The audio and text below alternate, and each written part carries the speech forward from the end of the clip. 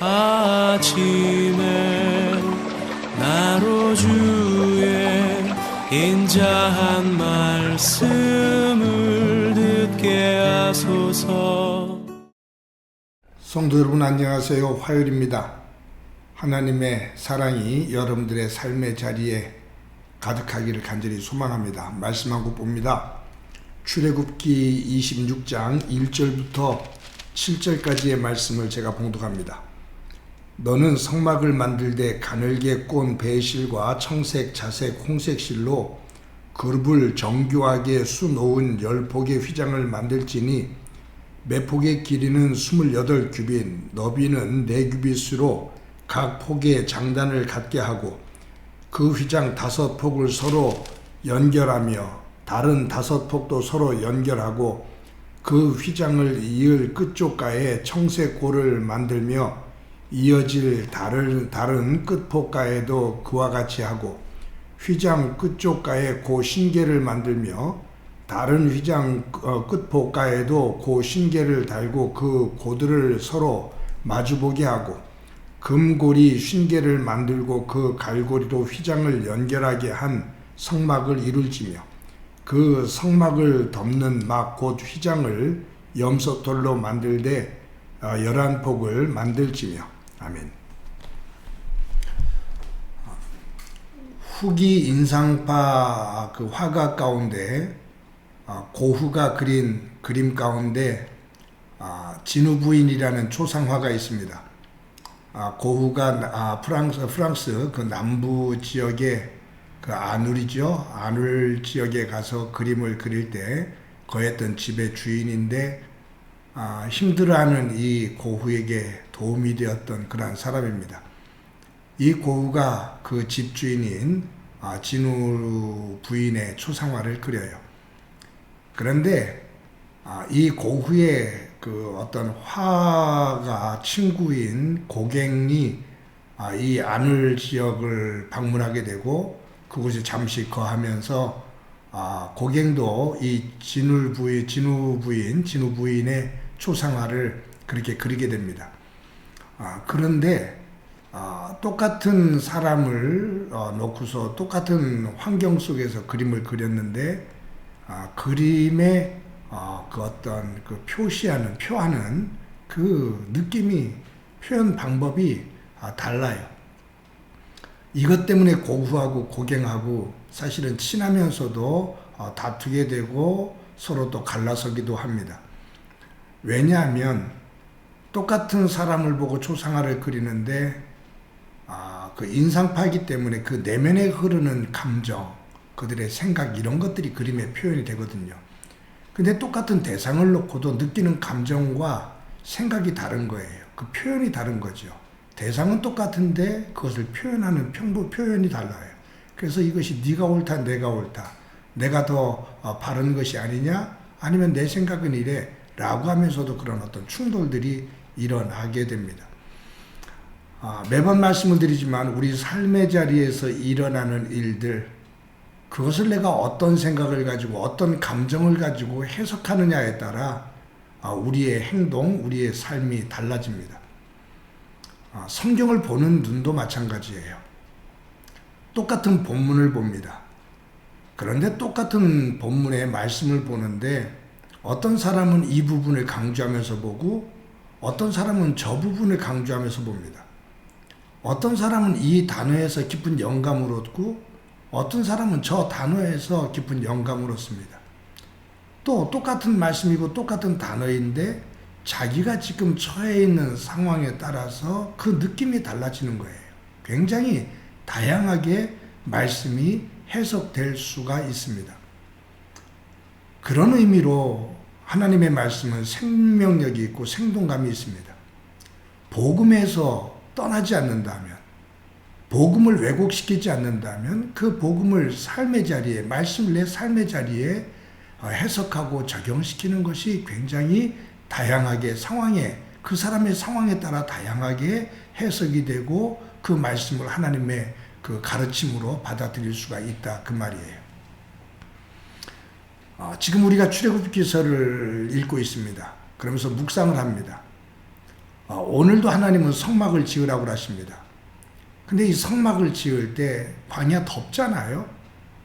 그런데 이 더운 이 광야에서 성막을 지을 때 가벼운 천으로 한 겹이나 두 겹으로 이렇게 성막을 지어도 될 거예요. 그리고 뜨거운 태양볕이 있으니까 자연광을 자연스럽게 받아들이면 성막 안에 밝히기 위해서 감람유를 사용하지 않아도 돼요. 그런데 하나님은 가죽을 가지고서 첫 번째는 천을 가지고 하지만 두 번째, 세 번째, 네 번째는 가죽을 이용해서 네 겹으로 덮개를 만들어서 성막을 만들게 합니다. 빛을 완전히 차단하는 거죠. 어둡게 된 상태 속에서 그 안에다가 순수한 감람유를 가지고 24시간 동안 거기에 감람 등불이 꺼지지 않도록 순수한 감람유를 넣어서 불을 밝히라 그 말이에요. 굉장히 번거롭죠. 천막을 거두고 이것을 치고 한다고 생각해 보셔요. 그리고 24시간 등불을 꺼치지 않는다고 생각해 보셔요. 그냥 간단하게 천으로 천막을 한두 겹 만들면 뚫뚫 말아서 갈 수도 있고, 그리고 자연광을 이용하면 낮에는 불을 안 지펴도 되거든요. 그런데 하나님은 왜 이렇게 하셨을까라는 것을 한번 생각해 보게 됩니다.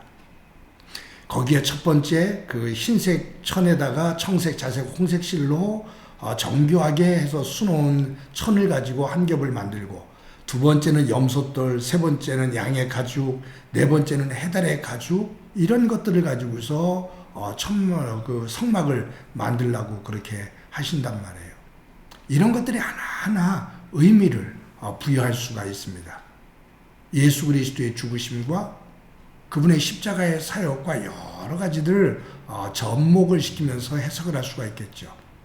그런데 저는 이 말씀을 대하면서 어떻게 생각해 보냐 하면, 하나님께서 왜 네 겹의 덮개를 가지고, 그것도 천이 아닌 가죽을 가지고 이 바깥으로부터 들어오는 이 빛, 이것을 완전히 차단하게 하셨을까? 성막, 구별되어진 것입니다. 세상으로부터 구별되어진 것입니다. 즉 세상의 가치와 세상이 말하는 빛, 세상의 것이 하나님의 거룩한 영역에 영향을 주지 않도록, 그것에 의해서 바래지 않도록 하나님은 완전히 세상으로부터 당신의 구별되어진 거룩한 영역을 말씀하십니다. 말씀드렸던 것처럼 천막을 자연광이 들어올 수 있도록 하면 얼마나 좋겠어요. 편하고요. 그런데 하나님은 다 차단을 하고 24시간 거기에 순수한, 100% 순수한 감람유를 가지고 불을 밝히도록 해요. 불순물이 들어간 감람유는 끓음이 나거든요. 매캐한 냄새가 나거든요. 100% 순수한 감람유는 태우면 태울수록 향기가 난다고 합니다. 즉 하나님의 성막, 하나님의 임재하시는 세상과 구별되어진 거룩한 곳은 온전히 빛, 말씀, 하나님의 말씀이 밝혀지는, 지배하는 영역이 되어야 된다 그 말이에요. 사랑하는 성도 여러분, 사도 바울은 우리의 몸을 하나님의 성령이 거하시는 성전이다, 너희의 몸은 성령이 거하시는 성전인 줄 알지 못하느냐라고 말씀합니다. 우리의 몸은 하나님의 영이 거하시는 성전입니다. 우리 가정이 그러고 우리의 교회가 그렇습니다. 우리의 삶의 터전이 그러합니다. 하나님의 사람으로서, 하나님의 구별하신 영역으로서 세상 것에 의해서 혼탁하게 되지 않고 하나님의 말씀으로 빛을 발하며 하나님의 거룩함을 닮아 거룩해지는 구별되어진 주의 사람, 주의 가정, 주의 교회가 되어지기를 소망합니다. 세상에 빛이 되려면 세상과 다른 거룩함이 있어야 됩니다. 하나님의 사람, 하나님의 가정, 하나님의 교회가 세속화되어지면, 세상의 것에 물들여지면 하나님의 거룩을 드러낼 수가 없습니다. 하나님께서 가죽을 통해서 네 겹으로 성막을 만들라 하신 이유, 그 안에 어두움에 24시간 등불을 순결한 감람유를 가지고 등불을 밝히라 하신 이유가 무엇인지 다시 한번 묵상해보고 오늘도 우리의 몸을, 우리의 삶의 자리를 그처럼 구별되어진 자리로 만들어가는 귀한 은혜가 있기를 간절히 소망합니다. 한번 기도합니다. 하나님 감사합니다. 오늘도 귀한 날 주신 것 감사합니다. 가죽을 통해 내겹으로 덮개를 만들어 성막을 만들게 하시고 순수한 감람유를 가지고 24시간 등불이 꺼지지 않도록 관리하게 하셨는데 오늘 나의 삶이 가정과 교회가 하나님 안에서 거룩하게 구별되어졌는지 돌아보며 그 길을 걷는 저희들 되도록 도와주옵소서. 오늘도 성령님 함께 해주시리라 믿고 예수님의 이름으로 기도드립니다. 아멘.